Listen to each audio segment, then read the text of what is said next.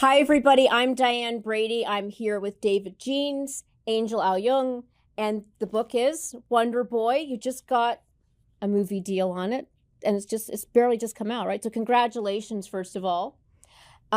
This stemmed from a story you did right after Tony Hsieh died, the founder of Zappos. I want to start with why you did a book. Can we just go back to first principles? The article's done. Did you feel there was a lot more to be said? Yeah, I think that in the days after our initial story was published for Forbes, we continued to talk to a number of our sources and more people in Tony's orbit. And we realized that there was more to be told and also learn from Tony's story. And that really came out once we just kept talking to more and more people. And I think, we could really quickly see that actually the story of Tony's life really could be told in a full-length book. It's so poignant, because it's called, so it's Tony Hsieh Zappos and the myth of happiness in Silicon Valley. I mean, happiness was his whole brand. I mean, can I start at the end with his death? Was it a suicide? Did you discover anything more about that, or will we never know? Well, the investigators that went in to discover the cause of the fire and basically investigate the circumstances of the passing, they did not rule out a suicide, but it was very much likely an accident. Let's talk a little bit about what you learned about Tony. What did you discover in the process of writing this book and interviewing, it seemed, hundreds of people that you didn't know at the time you wrote the story?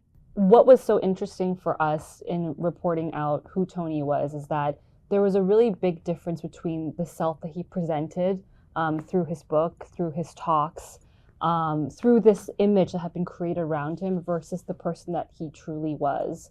And you're right, this search for happiness was a lifelong search for Tony. We realized that as a child, he had always somewhat struggled with making connections with other people. This is something that we've talked about a lot, but success can be a very lonely endeavor.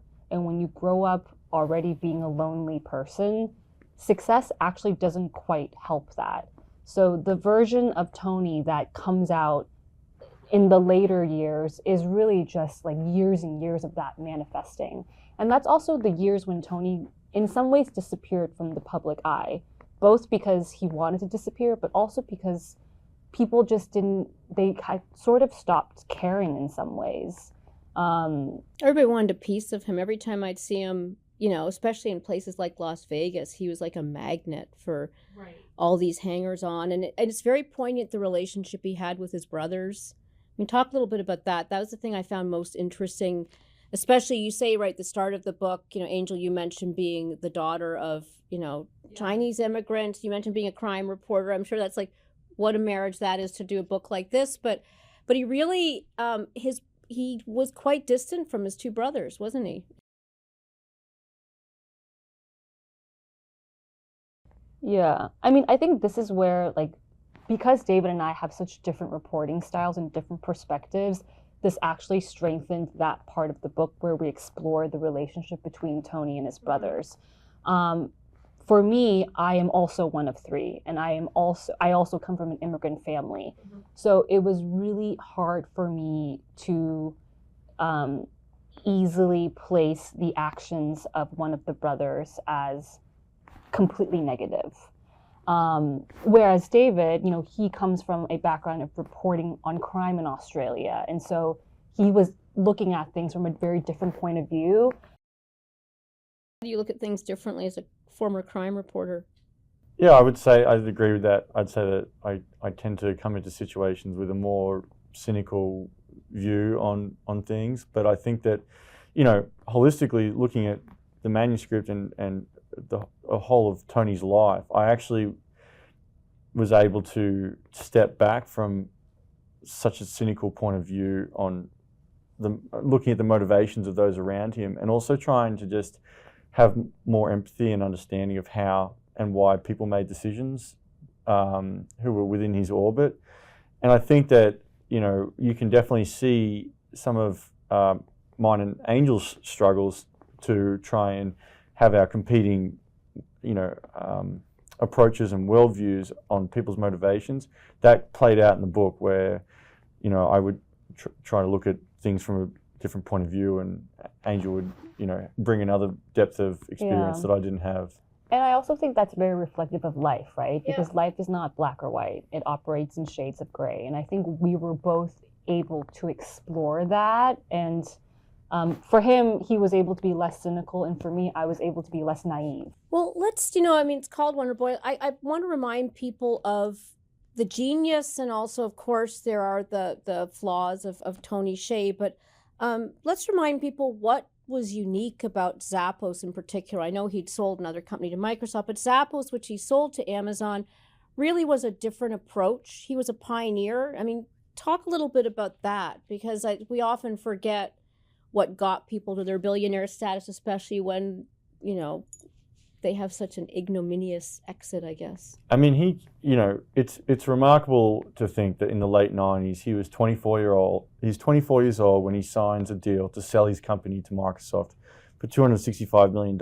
And for most of us at the age of 24, these aren't sort of dollar figures. Finding ourselves, yeah. Yeah, these aren't dollar figures that we would ever even dream of. And so when Tony has his life sort of set up for him in this way at that early age, it also positions him to be a pioneer of an industry that's really, emerging out of the, the wreckage of the dot-com bubble. And e-commerce. Yeah. Right. And so he effectively, along with, eBay and Amazon and Craigslist, was able to write some of the early rule books of what it meant to buy something online. And that's why we saw, though, that what Tony was doing was different, was, he was able to, focus so strongly on corporate culture and how that actually could be the answer to, boosting profits. And that's a good point. He was also singularly obsessed with customer service, right? Like the whole idea of selling shoes online.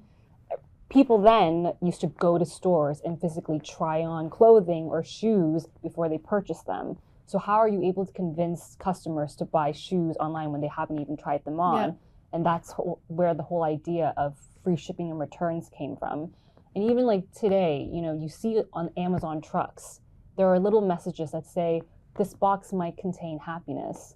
I mean, Tony was one of the first to say something like that. Yeah, and focus on employees as much as you do customers, because I remember, I used to get multiple pairs of shoes. He empowered his frontline workers like nobody else I'd seen. I want to ask about Las Vegas, especially today, because is that a success story or is it a cautionary tale, because he poured so much money into revitalizing the downtown? I mean, how did it go? I think the story of Tony in Las Vegas is a number of important lessons, actually, because, in 2009, he sells Zappos to Amazon for more than $1 billion. And, he's a CEO of a company that's just done a deal like that. You've kind of reached the top of what many of us would define as American success. So with a man like Tony, his brain can only think bigger, and he can only dream of what's next. And so that effectively meant, I'm going to build my own city. I'm going to build lots of other little Zappos from where more Zappos can grow. And that was a really noble goal that really sought, I'm going to revitalize this area in downtown Las Vegas. And Which is about 6 miles from the Strip, for those who don't mind. Maybe it's not even further. That's where the Nugget is. It's kind of, it's been the place nobody goes, really. Yeah, and so what he obviously looked around and was learning was he didn't want other people to tell him how he's going to build this city. So that put him in the position to be the only investor in this city. So some people might have seen it was wild that he committed $350 million to this, but I think that once he started putting things into motion, there was excitement on the ground everywhere around that town. People were flooding in, businesses were being built, music festivals were sort of, sprouting up out of the ground. It was like a remarkable time to be there. Do you have anything to show for it now? Is there any legacy here, or is it disappear? Is it gone with him? Well, fast forward, a decade, it does look like there are a number of things that Tony built that are starting to get washed away. the fight over his legacy in court right now between the estate of his family and that of many of his friends and colleagues. That's something right now that has really put a huge question mark over downtown Las Vegas, the neighborhood that he revitalized, because there's businesses and properties there that are right now, we don't know who's going to own them, if they're going to be sold, what the future of them is going to be. And we've seen the same happen with Zappos. There's executives at Zappos who were longtime Tony friends and colleagues who have been let go, and there's steps now by Amazon, by all appearances, that it's just becoming another arm of Amazon. Right. So the culture has changed, obviously. The culture is changing, yeah, for sure. And I think these are some of the things that Tony built that now, sadly, you have to recognize that they're not what they once were. So I want to ask each of you what you want the takeaway of the book to be, and your picture of Tony. I mean, Wonder Boy sort of says all this, genius in one area doesn't always translate to genius in others, but what is the message for people who are going to pick this up and want to understand Tony Hsieh better? How do you think they should see him? I feel like my answer for that question changes every single time someone asks. But I think that what I hope to be the main takeaway is that I think we as a society bow down to figures like Tony, who have reached this kind of financial success in corporate America, and we celebrate their successes in a fantastic way, and then we also denigrate their failures in a fantastic way. And I think what I would hope readers can take away from this is that realize that these people are also humans.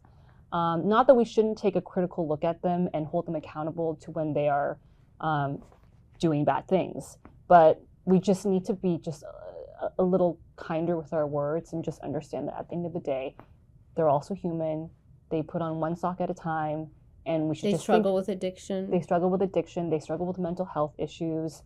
And just because they are a successful CEO, it doesn't mean you can just turn a blind eye and just think that they'll be okay because they've reached financial success. Yeah, and it's true. There was nobody really challenging him, to whether he was okay. What do you think in terms of your takeaway or the impression of Tony? I think touching on what I said earlier was that there was this public persona and understanding of Tony, and then there was the story that I believe Angel and I uncovered, which was Tony's reality, and that it felt that there were things from his childhood, experiences from his childhood through to his early adult years that just shaped him and shaped the trajectory of his life and allowed him to both create greatness but also create that greatness at great cost. And that was something that I think is important to think about, as quite often we wonder what it is that we're all looking for, or what we're even doing here, and I think happiness is a very American concept to me, not being American. And I think that there's a quote in the book actually from a person who we spoke, who was mentioned in the book, and they pointed out that Tony's focus on happiness didn't give any room for sadness, and we should all know that you can't feel happiness without both, and happiness is one among several emotions that we should all accept, and maybe it's not happiness that we should be looking at after all. When it's core to your brand, it's hard to be nuanced about that. Well, the book is Wonder Boy. Congratulations, David, Angel, and hope everybody buys it. Thanks for having us. Thank you so much.